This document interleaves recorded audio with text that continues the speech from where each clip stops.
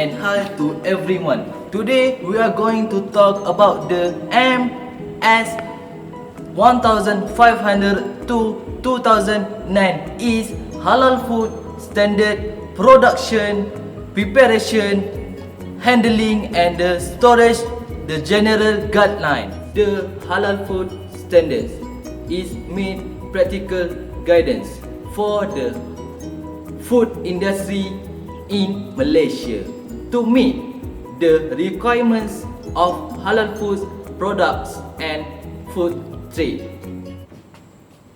Halal products are fast gaining worldwide recognition as a new benchmark for safety and quality assurance. Products produced with halal certifications are readily acceptable by Muslim consumers as well as consumers from other religions. This acceptance is due to the wholesomeness concept of halal, which covers not only the Sharia requirement but also hygiene, sanitation and safety aspects. Halal Food Standard was introduced in the year 2000 and the first revision was 2004 and now the second revision in the 2009. This Halal Food Malaysian standard developed by Sirin and Jakir. Then it's recommended to use to the standard along with MS1480, the standard on food safety, according to hazard analysis and the critical control point is HACCP system and also MS1500 on general principle on the food hygiene. So, what is the halal food standard? Means something that is permitted by the Sharia law, which are the orders of Allah. The Sharia law is the fundamental guide in developing the halal standard. Halal foods are foods which are permitted by the Sharia law, which follows the following conditions. There are 7 conditions. First, must not contain any prohibited ingredients or non-halal ingredients like pork and alcohol, or animals which are not slaughtered according to Sharia. Third one, does not contain najis according to Sharia law. And the fourth is safe to consume. The next one is not contaminated with najis from production source. And we must know no human parts. And the last but not least point is and must be produced at a place that doesn't mix with any place that don't follow the halal food requirements. What is najis in the Sharia law? Najis in the Sharia law consists of dogs, pigs and their descendants. Halal foods that contaminated or contacted with non-halal things is also najis. And then any liquids or objects that came out from orifices of human or animals except like milk, sperm and ova of those animals or human except for pigs and dogs, and carrion or halal animals that are not slaughtered by Sharia methods. Those are najis. Okay, so like milk, sperm or ova that is by animals that is not haram is considered not najis.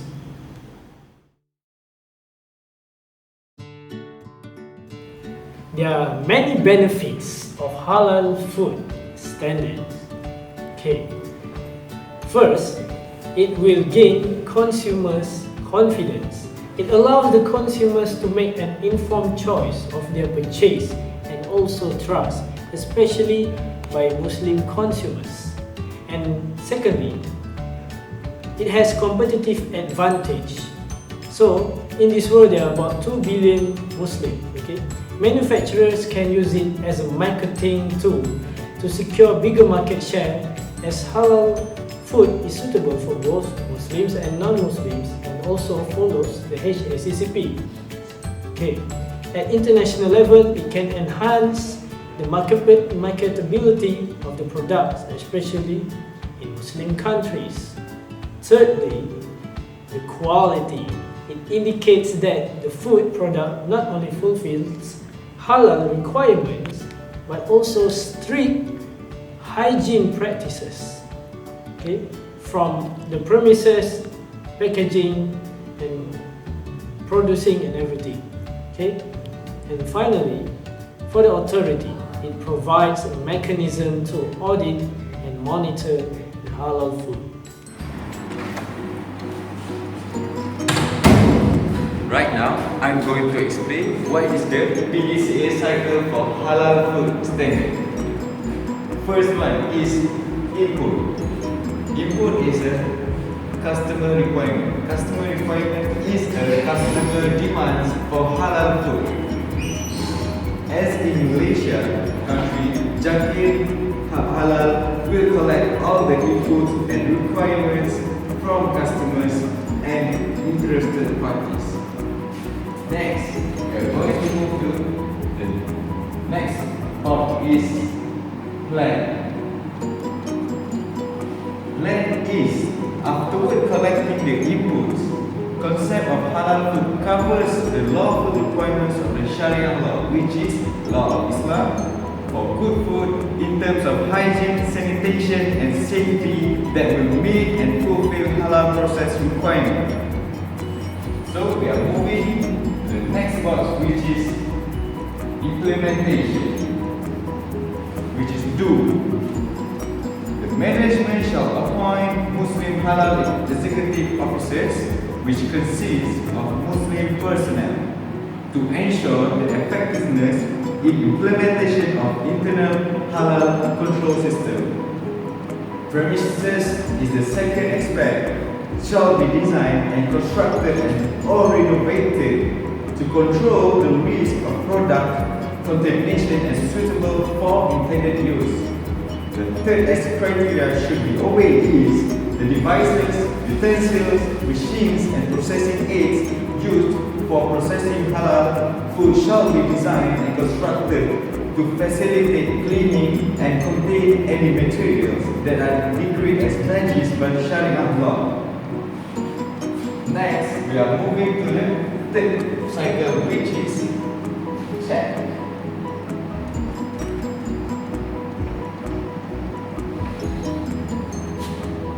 The third cycle is processes and output are continually monitored. Process and output are continually monitored and follow the HACCP and GMP procedures. Employees should possess a very highly skilled training and knowledgeable in Sharia law during handling all the foods.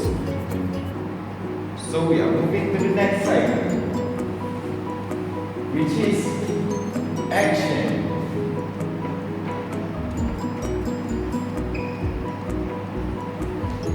Feedback for analysis and improvement.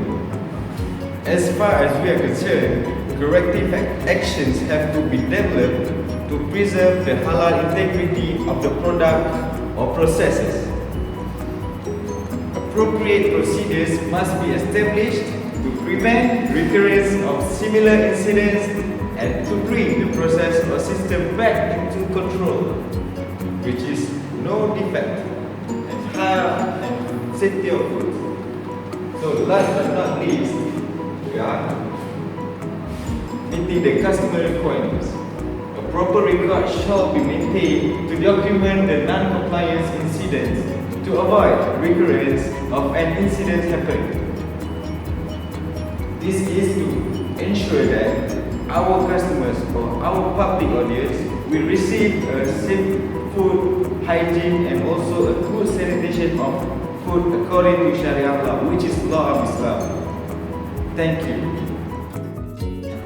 Here is the slides, also a bit reference of the requirement for applying for certification of Malaysian Halal Food 1500, the second revision in year 2009. There are 8 sections in the requirements clause. 3.1, which is management responsibility. Management should be responsible to appoint Muslim halal executive officers or employees. Section 3.2 is premises. All parties that are interested on applying this Malaysian food halal standard should ensure that their premises should be designed and constructed. 3.3. It explains about requirement for devices, utensils, machines and processing aids for processing halal food shall be designed and constructed. Section 3.4, which explain about hygiene, sanitation and food safety of good food. Halal food should be processed, packed and distributed under hygienic conditions in premises. In this section, which is processing of halal food, we have to make sure that halal food is divided into many types, many sources. Sources of halal food and drinks are categorized in 6 categories. Section is slaughtering process. Slaughtering process is a very important process and also essential according to requirements to comply with the halal food standard. The slaughtering process shall be performed only by a practiced Muslim who is mentally sound, baligh, and fully understand the rules and conditions that related to the slaughter of animals in Islam. The next section, which is section 3.6, which represents storage, transportation, display, sale and servings of halal food. All halal food should be stored, transported, displayed and shall be categorized and labeled halal and segregated at every stages to prevent from being mixed or contaminated with things that are non-halal. In section 3.7, which explain packaging, labeling and advertising. The last section in the clause 3, which is 3.8. 3.8 represents legal requirements. All products shall comply with legislation, including other relevant requirements that currently authorized in Malaysia. Thank you very much. In the documentation structure, there are 4 levels of documentation. This documentation pyramid is a standard hierarchy according to the ISO standards. There are 4 levels of documentation in the pyramid structure. Level 1, Policy Manual or Quality Manual. This is the first tier of documentation. This is the document that defines what will be done and why. A quality policy manual should be written so it is clear, precise, practical and easy to understand. The why can be stated just once as a quality policy statement. This statement should be short, simple definition of an organization's quality intentions. The remainder of the policy manual addresses that will be done to comply with the standard being used. Another way looking at the policy manual is to think of it as the commandments of the system. Each element of the standard is addressed individually and usually requires 1 page or less. Level 2, Quality System Procedures. These procedures describe the methods that will be used to implement and perform the stated policies. The procedures define who should perform the specific task, when the task should be done, and where the documentation will be made showing that that task was performed. They indicate the strategies that will be used to ensure the quality of the system. Procedures are more detailed than policies. However, they too should be written in a manner that will allow for easy understanding. It should be noted that the procedures are not required for all elements. Many organizations combine the policy and procedures into one document. A procedure is needed if its absence would adversely affect the activity. Level 3, Work Instructions. Work instructions are usually department, machine, task or product oriented and how a job will be done. The instructions are the most detailed of the documentation hierarchy. A work instruction may be in the form of a detailed drawing, recipe, routine sheet, specific job function, photograph, video or simply a sample of comparison or conformity. The writing of work instruction is best carried out by the employee who performs the task. This person knows the process and problems encountered in that process. However, a documentation specialist may need it to do actually writing. This method also creates a pride of ownership in the document, making it more likely to be carried out. Additionally, employee participation helps to ensure that the future improvements will be suggested. Not every task requires a work instruction. For example, you don't need to tell the computer specialist to turn on the PC. Lastly, level 4, quality records. Records are a way of documenting that the policies, procedures, and work instructions have been followed. Records may be forms that are filled out, a stamp of approval on a product, or a signature and date on some type of document, such as routing sheet. Records are usually to provide traceability of actions taken on a specific product or batch of products. They provide data for corrective actions and a way of recalling products if necessary.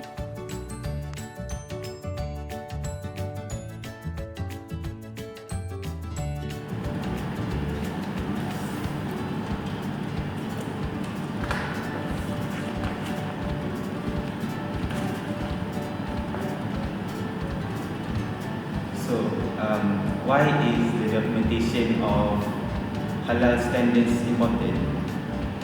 Firstly, depicting how the system works, which is to show how the industry should follow the standards on the preparation, handling and storage of the halal food. Secondly, training users. Halal training is important for human resource development for the halal industry. Appropriate training on halal management will ensure that the levels of knowledge and skills are meeting the halal standards. Thirdly, designing new systems to ensure consistency in how halal processes are followed. The fourth is controlling system development and maintenance costs, which will enforce uniformity and quality. And lastly, the fifth, which is standardizing communications with others so that if adulteration, which is food products, which fails to meet the standards, records will show the source so that it can be stopped.